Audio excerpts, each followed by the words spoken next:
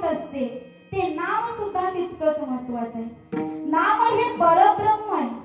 ज्ञानेश्वरीमध्ये सुंदर अशी ओवी आहे, नाम जप यज्ञ तो परम, बाधो न शके स्नानादि कर्म, नामे पावन धर्मा धर्म, नाम परब्रह्म वेदार्थे.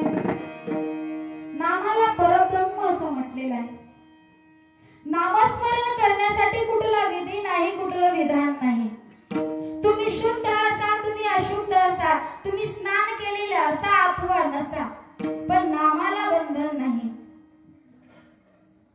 एका उपनिषदामध्ये नारद मुनीचा आणि ब्रह्मदेवाचा संवाद आहे.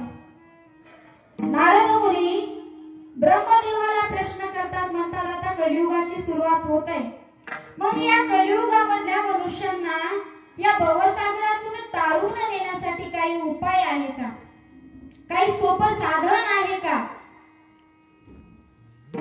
नामस्मरणम पर